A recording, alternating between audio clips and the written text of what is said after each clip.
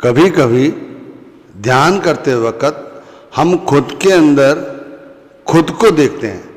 ऐसा लगता है जैसे हम स्वयं खुद के अंदर बैठे हुए हैं और ध्यान मग्न हैं। कभी कभी अंदर ऐसा भी महसूस होता है कि अंदर हमारे गुरु बैठे हुए हैं। जैसे हम ध्यान करते हुए खुद को देखते हैं, इसी तरह गुरु भी ध्यान मग्न हैं। कभी कभी ध्यान करते वक्त ऐसा भी अनुभव होता है कि हम भी बैठे हुए हैं, अंदर खुद को देख रहे हैं अच्छी तरह से और गुरु को भी देख रहे हैं कि गुरु भी अंदर बैठे हुए हैं। और ध्यान से जब और आगे बढ़ते हैं तब ऐसा पाते हैं कि बहुत सारे महापुरुष हैं, वो भी अंदर बैठे हुए हैं। अब ये तीनों अवस्थाएं क्या हैं, ये ध्यान से सुनो। ये सभी के अंदर की अवस्था है, बाहर की कोई अवस्था नहीं है। और इनका विवेचन आप किसी पुस्तक में नहीं पढ़ेंगे। हाँ, इतना जरूर है कि संत महात्माओं ने वाणी के माध्यम से थोड़ा बहुत समझाया है।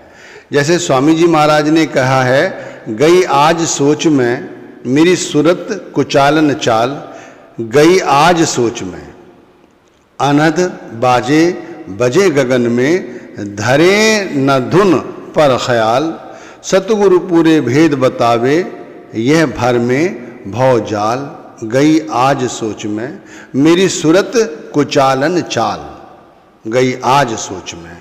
देखो, इन 3-4 लाइनों में हमारे अंदर जो कुछ चल रहा है वो सबका सब वैसा ही है। जैसे आप लोग सुमिरन करने बैठते हैं तो आप क्या पाते हैं? आप यही पाते हैं कि हमारा ध्यान किसी ऐसे पदार्थ से जुड़ा हुआ है जिसके साथ हम जुड़े हुए हैं, चाहे वो हमारा रिश्ते नातेदार हो, जैसे हमारे पत्नी, हमारे बच्चे, या हमारा कारोबार, या हमारी अन्य कोई ज़रूरत। यही ख्याल हम अंदर पाते हैं। लेकिन जब हम यहाँ से थोड़ा ऊपर उठ जाते हैं, अपने अंदर गुरु को खोजने की कोशिश करते हैं, जो गुरु ने शब्द दिया उसको, तो हम अपने अंदर इन सब चीज़ों के साथ दिखाई तो यही देंगी क्योंकि हम इनके साथ जुड़े हुए हैं। लेकिन नाम जपते हैं तो अपने अंदर कभी कभी हम गुरु को भी अंदर अनुभव करते हैं। तो अब हमारा अनुभव थोड़ा सा बदल गया। कैसा बदला कि अब हमें संसार की माया, अब जितना कुछ दिखाई दे रहा है, चाहे वो स्त्री पुरुष हो, चाहे कोई पदार्थ है, सभी माया। ये सारी माया के साथ साथ हमें गुरु भी दिखाई देते हैं। अब ये गुरु कौन से हैं दिखाई देते हैं? जो गुरु हमें सामने दिखाई देते हैं, जिनसे हम नामदान लिया हुआ है, जिन्हें हम पूजते हैं। वो जो शब्द स्वरूपी गुरु है वो हमें दिखाई नहीं देता। अब जैसे बताया कि कभी कभी ऐसा अनुभव होता है कि हम अपने अंदर खुद का अनुभव करते हैं। ऐसा लगता है आँखों के मध्य में, जब आँखों के पीछे अपने ध्यान को ले जाते हैं और रोज रोज नाम जपते हैं, रोज रोज अपना ख्याल शब्द के साथ जोड़ने की कोशिश करते हैं, तो हमारी अवस्था ऐसी हो जाती है कि हमें शब्द से और गुरु से प्रेम होने लगता है। फिर संसार की माया धीरे धीरे छटने लगती है। फिर ध्यान की स्थिति में हमें ऐसा अनुभव होता है, जब हम अपने अंदर उतरकर देखते हैं तो ऐसा लगता है जैसे हम ही अंदर बैठे हुए हैं, हम खुद को देखते हैं।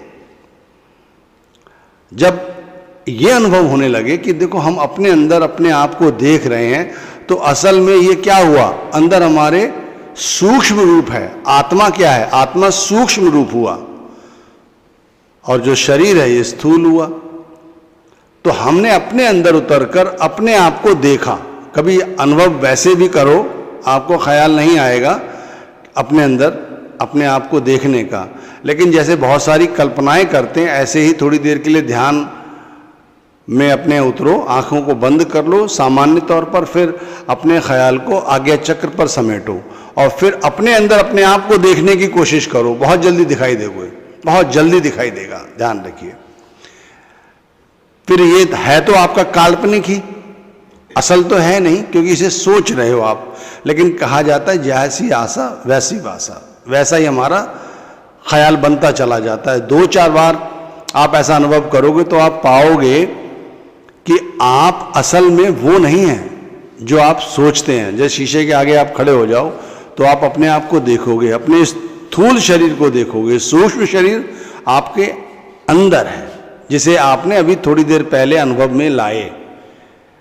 अब ऐसा ही ख्याल जब आपको बनने लग जाए तब ऐसा अनुभव करो, सोचो इस विषय में कि हम अपने अंदर गुरु को देख रहे हैं, गुरु अंदर बैठे हुए हैं, आलती पालती मारकर बैठे हुए हैं, आंखों पर उनकी खुली हुई हैं, उनकी आंखों को देख रहे हैं, वो हमें देख रहे हैं, हम उन्हें देख रहे हैं। कभी कभी ऐसा भी अनुभव होगा गुरु ध्यान मुद्रा में है, आप उन्हें देख रहे हैं। ये वो अवस्था है जहां हमारा ध्यान आंखों के पीछे टिकने लगता है, और जब ये अवस्था बन जाती है तो आपका जो सूक्ष्म रूप है वो कहीं ना कहीं जागृति की अवस्था में आ जाता है, और जो अपने अंदर शब्द को यानी गुरु के सूक्ष्म रूप का अनुभव कर रहा है। गुरु के सूक्ष्म रूप का जब हमें अनुभव होता है तो फिर संसार में रहते हुए हम संसार के माया से बचे रहते हैं। अभी हमारा कोई मान अपमान हमारे साथ जैसी समस्या होती है तो हम अपनी प्रतिक्रिया व्यक्त करते हैं।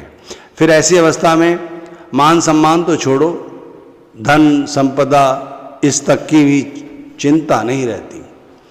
कुछ भी होता रहे हमें किसी तरह की कोई चिंता नहीं रहती, हम दूरी रहने की कोशिश करते हैं, हमारे मन पर सब बातें नहीं चढ़ती। फिर एक अवस्था ऐसी आ जाती है कि हम लगातार इस ध्यान को करते रहते हैं, तब हम क्या पाते हैं, हम बहुत सारे ऐसे स्वरूपों को देखते हैं जो ध्यान मग्न है। ऐसा लगता है जैसे कोई गुफा है, एक गुफा जैसे आपने अनुभव किया होगा, जो लोग वैष्णो देवी कभी गए वहाँ शिव खोड़ी देखी उन्होंने, शिव खोड़ी में उन्होंने महाराज शिव को ध्यान मग्न करती हुई एक मूर्ति देखी है। ऐसे ही आपने जैसे अमरनाथ गए तो वहाँ भी आपने देखा होगा ना, एक वहाँ पर शिवलिंग है तो गुफा के अंदर ही ना। इसी तरह की गुफाएं हैं अंदर कई सारी, और उन गुफाओं में आप ध्यान मग्न महापुरुषों को देखते हैं जिनकी जैसी आसक्ति होती है। कोई शिव को देखता है तो शिव ध्यान मग्न होते हैं, कोई गुरु को पूजता है तो गुरु ध्यान मग्न दिखाई देते हैं। इसी तरह बहुत सारे महापुरुष भी अंदर दिखाई देते हैं, और उन गुफाओं में जब ध्यान और करीब होता चला जाता है तब हम पाते हैं कि उसी स्वरूप में हमें उन्हीं देवी देवताओं में अपने गुरु दिखाई देते हैं। तो ये गुरु का सूक्ष्म रूप हुआ। अब यहाँ पर उन गुफाओं में देखो हमें प्रकाश भी दिखाई देता है। अब आप इसे ऐसे अनुभव कर सकते हैं जब आप ध्यान मग्न हों और अपने अंदर अपने आप को देखते हुए महापुरुष अपने गुरु को ही देख रहे हैं, तो यकायक उस अंधेरे में आपको ऐसा लगता है जैसे गुरु का जो स्वरूप है वो किसी प्रकाश रूप में है। इसी तरह किसी महापुरुष का जो स्वरूप देखते हैं वो प्रकाश रूप में है। कई बार आपने मंदिरों में देखा होगा कि वहाँ बहुत सारी मूर्तियाँ होती हैं। अब जो मंदिर में मुख्य मूर्ति सामने खड़ी हुई है या बैठी हुई है उसके ऊपर इस तरह की लाइट लगाई जाती है कि उनके मुखार बिंद पर वो रोशनी करती है। वस्त्रों पे अलग रोशनी होती है लेकिन उनके मुख पर जो तेज है वो आभा है वो अलग दिखाई देती है। इसी तरह अंदर ऐसा लगता है जैसे उनके मुखार बिंद पर कुछ अलग प्रकाश है। आप इसे और अच्छी तरह समझना चाहें तो ऐसे समझिए, आपने सोशल मीडिया के माध्यम से देखा होगा कि कभी गुरु आपके साथ चर्चा कर रहे हो, आपको कुछ बता रहे हो, आपके प्रश्नों का उत्तर दे रहे हो, तो आप देखते हैं कि सारा का सारा पीछे काला है, नीला है बिल्कुल, और आप देख रहे हैं सिर्फ वही दिखाई दे रहे हैं, उनका चेहरा दिखाई दे रहा है। उन्होंने टोपी लगाई हुई है या पगड़ी लगाई हुई है, सिर्फ वो दिखाई दे रही है, उनकी आंखें दिखाई दे रही हैं, वो बोल रहे हैं, सिर्फ ये दिखाई दे रहा है। तो इस तरह अंदर आपको उनका मुखार बिंद बिल्कुल चमकता हुआ दिखाई देता है, साफ साफ। आप फिर से मेरी बात समझें, अंदर जैसे कहा गया है बहुत सारा हमारे अंदर भंडार है देवी देवताओं का, ईश्वर का, लेकिन आपको अनुभूति नहीं हो रही है। तो इसकी अनुभूति ना होने का कारण है कि हम सबसे पहले अपने अंदर उतरकर उस शब्द की खोज करें।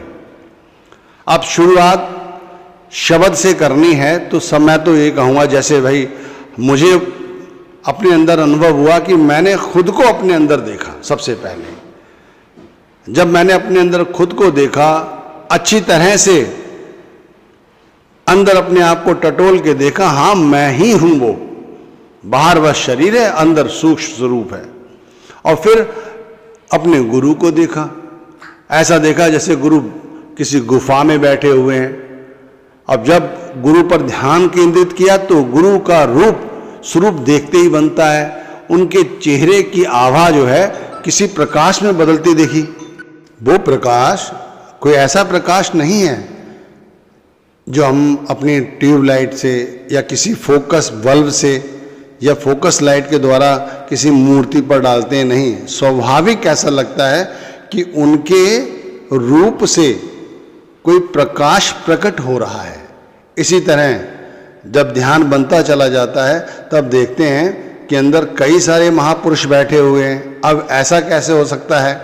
ऐसा हो सकता है, गुरु तो हमने अभी प्राप्त किए हैं, गुरु कृपा हम पे अभी हुई है। इससे पहले जहाँ हम जन्मे हैं वहाँ पर देवी देवताओं की पूजा होती रहती है।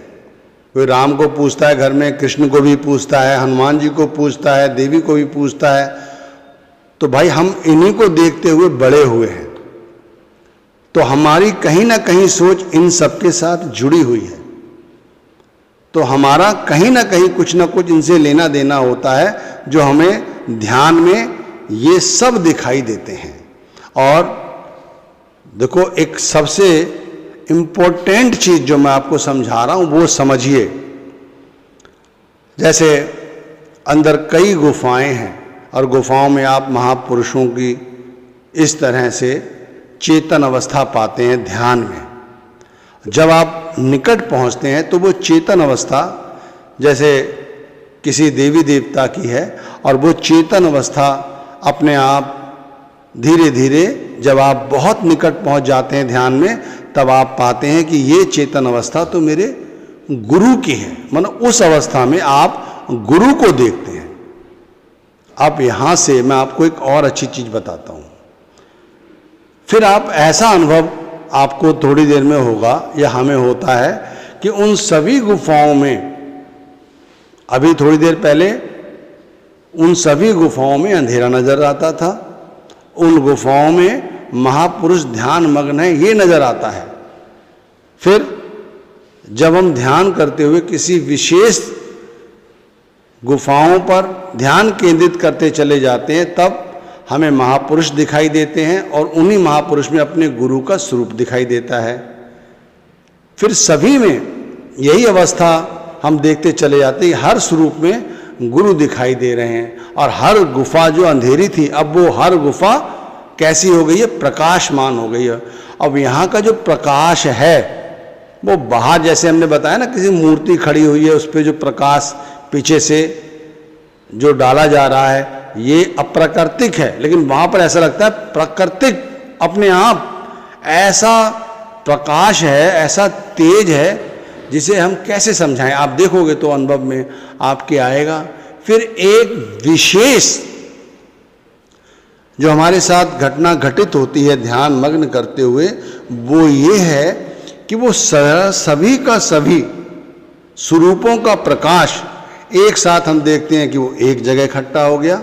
अब वही प्रकाश यकायक सभी रूपों से हटकर सिर्फ एक रूप रह गया, वो गुरु का रूप है। अब देख लो, हमने कितने देवी देवताओं का ध्यान किया, कितनी मूर्तियों को भी देखा अंदर, और कितने लोगों का ध्यान अंदर पाया है, लेकिन फिर सभी स्वरूप एक साथ गुरु के सूक्ष्म रूप में प्रकट हो गए। तो ये क्या हुआ? हमारा सच्चा ध्यान हुआ, ये सच्चा शब्द का ध्यान है। तो इस तरह हमारे अंदर बहुत सारी गुफाएं हैं, हमारे अंदर बहुत सारे प्रकाश हैं, हमारे अंदर बहुत कुछ है। अभी तो मैंने आपको ध्यान की अवस्था बताई है, मुझे कुछ ऐसी भी अनुभूति हुई हैं जैसे कहते हैं अंदर सरोवर है। तो मैं कल के सत्संग में आपको समझाऊंगा कि हमने जो अंदर सरोवर देखे हैं वो सरोवर कैसे हैं। तो आप अपने अंदर खुद को देखो, अपने सूक्ष्म स्वरूप को देखो, अपने सूक्ष्म स्वरूप